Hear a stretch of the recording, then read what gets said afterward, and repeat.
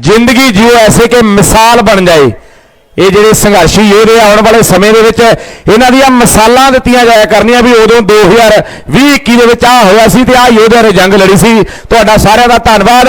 ਹੁਣ ਮੈਂ ਬੇਨਤੀ ਕਰਦਾ ਹਿਮਾਂਸ਼ੂ ਤਿਵਾੜੀ उत्तर प्रदेश तो आया, लाल बहादुर शास्त्री की धरती है, नव निर्माण किसान संगठन के आगू है, ये भी साडे आगुआं दे नाल हंगर स्ट्राइक ते बैठे हुए हैं, ये मंच के सवाल निभाउणगे। धन्यवाद साथियों, मेरे साथ नारा लगाइएगा, इंकलाब इंकलाब। जो किसान का काम करेगा वो देश पे राज करेगा, जो किसान का काम करेगा। किसान एकता। साथियों, मैं उस धरती से आया हूं जिस धरती से लाल बहादुर शास्त्री ने, अमेरिका ने जब धमकी दी कि आपका अनाज आप जो युद्ध लड़ रहे हो वापस ले लो, नहीं तो आपको अनाज देना बंद कर देंगे, शास्त्री जी ने स्वाभिमान दिखाया, शास्त्री जी ने हिंदुस्तान के किसानों पर भरोसा दिखाया और नारा दिया, जय जवान का जय किसान का। वो नारा इसलिए था कि हिंदुस्तान के किसान उपवास पर रह लेंगे, भूखे रह लेंगे, लेकिन एक दिन इतना अनाज पैदा करेंगे कि अमेरिका की तरफ देखना नहीं पड़ेगा। साथियों, आज उसी धरती पर एक सांसद चुनकर आते हैं और हिंदुस्तान के प्रधानमंत्री बनते हैं, उनका नाम है नरेंद्र दामोदर दास मोदी। नरेंद्र जी ने, मोदी जी ने क्या किया? उन्होंने मर जवान और मर किसान के नारे को चरितार्थ किया है और उस ओर आगे बढ़े हैं। साथियों, उनके ऊपर WTO, अडानी अंबानी का पूरा दबाव है। जब वो कहते हैं, परसों भी उन्होंने फिक्की के कार्यक्रम में कहा कि हम ये 3 कानून वापस नहीं ले पाएंगे, सो किसानों का विकास होगा। कृषि मंत्री जी ने कहा कि WTO का दबाव है। तो आप जानिए, दुनिया की वो ताकतें, वो कौन सी ताकतें हैं जो हिंदुस्तान को वापस गुलाम बनाना चाहती हैं। कृषि मंत्री जी, यहां पर बहुत किसान नेता बैठे हुए हैं, वो कमेटी में थे, विज्ञान भवन में थे, अंदर थे।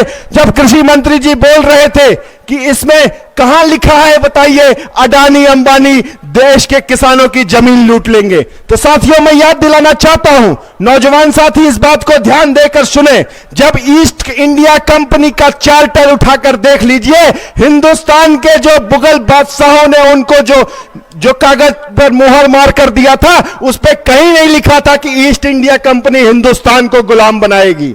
उसमें लिखा था कि ईस्ट इंडिया कंपनी केवल व्यापार करेगी, लेकिन ईस्ट इंडिया कंपनी ने हमारे देश को 200 सालों तक गुलाम बना के रखा।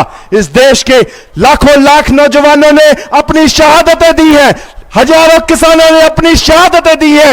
महात्मा गांधी से सुभाष चंद्र बोस, लाल बहादुर शास्त्री जी से भगत सिंह, चंद्रशेखर आजाद, ठाकुर राम प्रसाद बिस्मिल से लेकर अशफाक उल्लाह खां, पूरे हिंदुस्तान ने शहादत दी है, तब जाके हिंदुस्तान आजाद हुआ है। साथियों, आज दोबारा हिंदुस्तान को गुलाम बनाने की कोशिश करने के लिए 3 कानून आए हैं।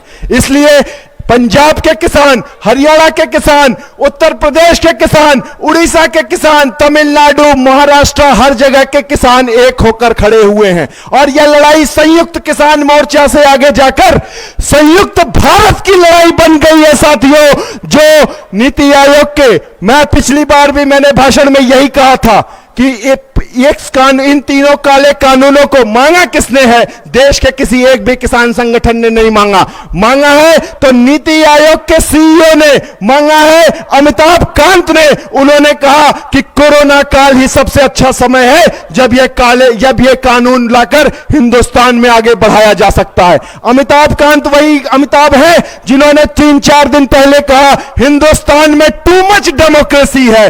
टू मच मतलब बहुत ज्यादा डेमोक्रेसी है, इसलिए हिंदुस्तान चीन नहीं बन पा रहा। मैं अमिताभ कांत से कहना चाहता हूं, हिंदुस्तान को चीन नहीं बनाना है, हिंदुस्तान चीन नहीं बनेगा। हिंदुस्तान हिंदुस्तान है, हिंदुस्तान ही रहेगा।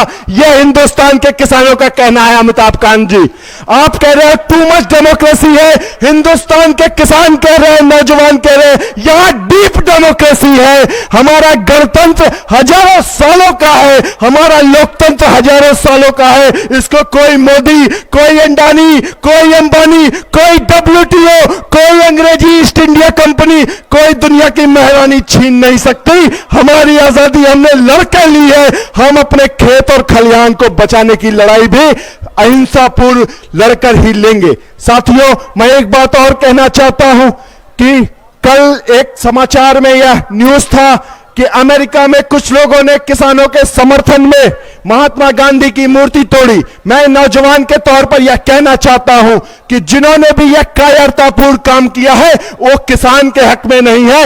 हिंदुस्तान के किसान, हिंदुस्तान के नौजवान और पूरा देश इस कायरतापूर्ण घटना की निंदा करता है और संयुक्त किसान मोर्चा भी हम उसकी तरफ से यह कहना चाहते हैं कि यह घटना हिंदुस्तान के किसानों के हक के लिए नहीं है। हमें ऐसी ताकतों से समर्थन नहीं चाहिए जो हमारे देश की शहादतों को सलाम नहीं कर सके। साथियों, हिंदुस्तान वो धरती है जहां पर महावीर आए, जहां पर नानक आए, जहां पर हिंदुस्तान में नरेंद्र विवेकानंद हुए। मैं कुछ दोहे के माध्यम से बताना चाहता हूं कि हिंदुस्तान की तरफ WTO और अडानी अंबानी मत देखो, आप इससे जीत नहीं पाओगे। किसान यहीं बैठा रहेगा, कानून आपको वापस करना पड़ेगा।